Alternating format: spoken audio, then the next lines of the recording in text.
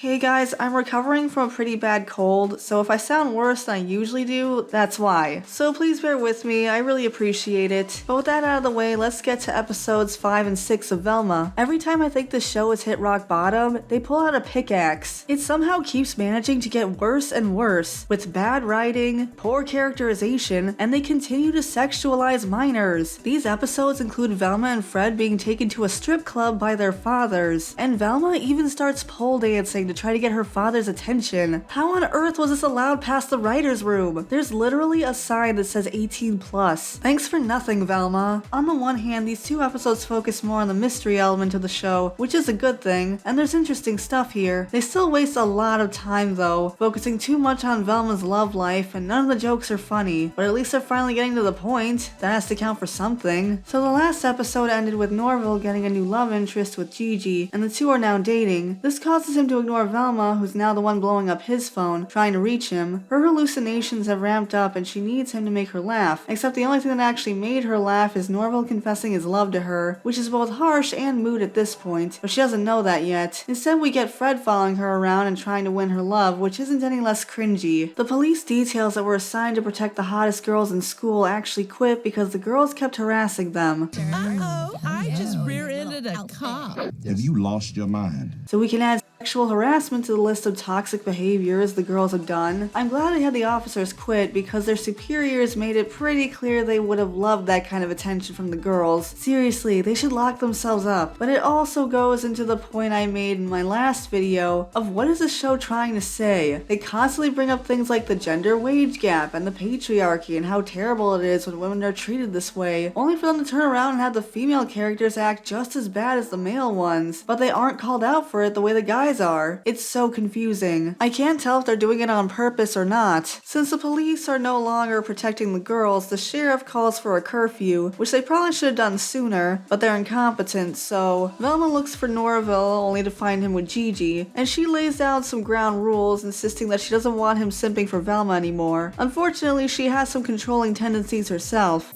Sorry, Velma, but until Norville learns to stand up for himself, he's gonna do exactly as I say. She's still a better friend than Velma, not that she has to try very hard. She doesn't even know what Norville looks like. Hey, sorry to interrupt, but have you seen Norville? Tall, blue eyes? Maybe? She was getting on Fred's case for not being able to recognize people, but it's okay when she does it. Anyway, she tries to solve the mystery with Fred, but she hallucinates so bad that she ends up dying, and Fred has to revive her with a defibrillator, so she becomes determined to win Norville back, and throws a sleepover to make sure he's stuck at her house all night, which is still a waste of our time. Gigi ends up coming to the sleepover too. She's determined to keep Norville away from Velma, so that he'll be his own man and stop simping for her, but Velma manipulates her into admitting a secret about Norville, which is that Norville's grandmother was a mad scientist, which is a connection that they have to the insane asylum. Velma believes there's some kind of connection to her mother, but of course Norville feels betrayed, so he tries to leave, only to run directly into Fred, despite the fact they had plenty of room, who was getting food, and drops everything on the ground, and everyone freaks out because there's no food. I'm not sure why they didn't just order pizzas, but this is the main conflict now. Velma manipulates Norville into driving them around. Because of the curfew, they have to steal Daphne's parents' police car. That way they can impersonate cops on the road. Daphne's actually been trying to get attention this entire time. She's been investigating her biological parents, and believes she's tracked them down at the Crystal Cove mines, but wants someone to go with her. Unfortunately, Velma's not exactly supportive. Whatever's going on with you, just put it in a text and I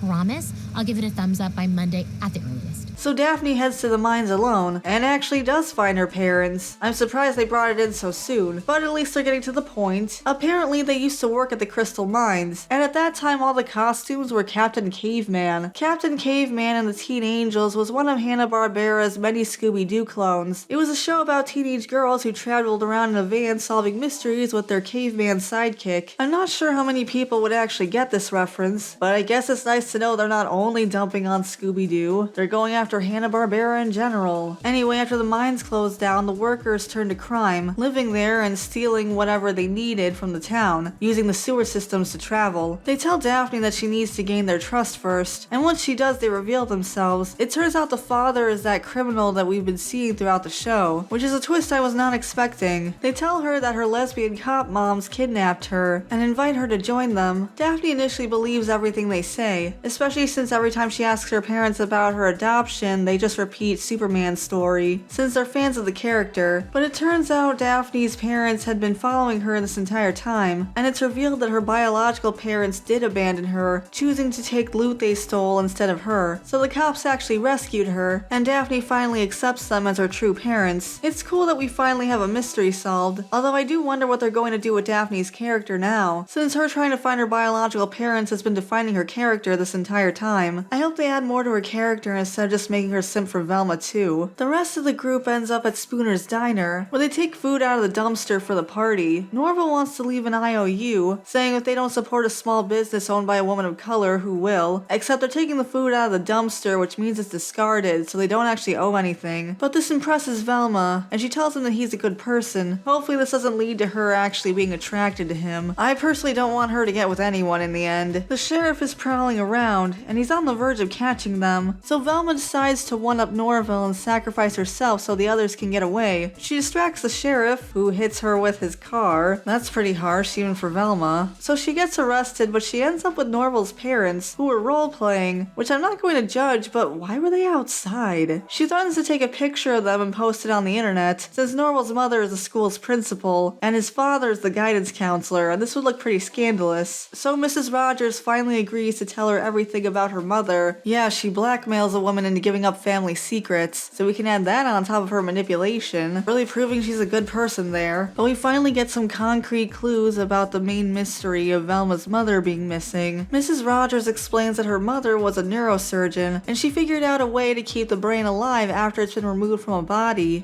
I never should have been an organ donor.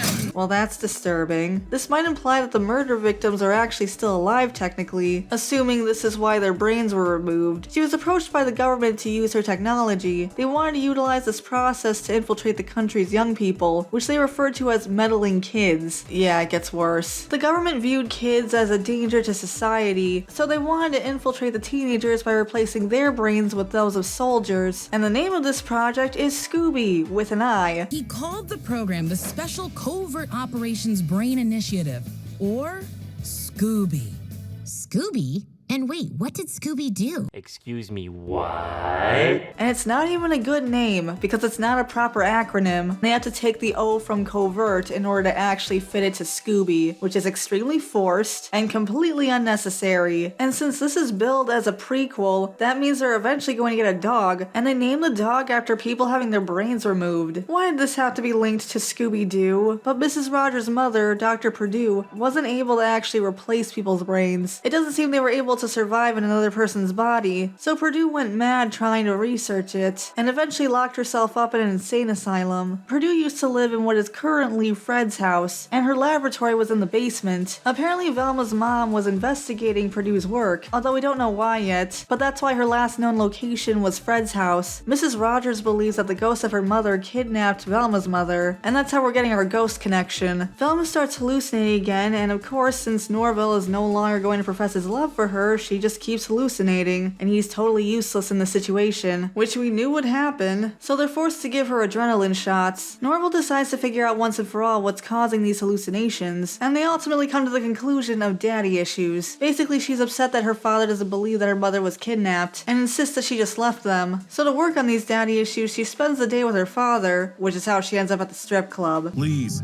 can't a father and daughter just enjoy a nice meal at a strip club without it being awkward? Excuse me, did you just say?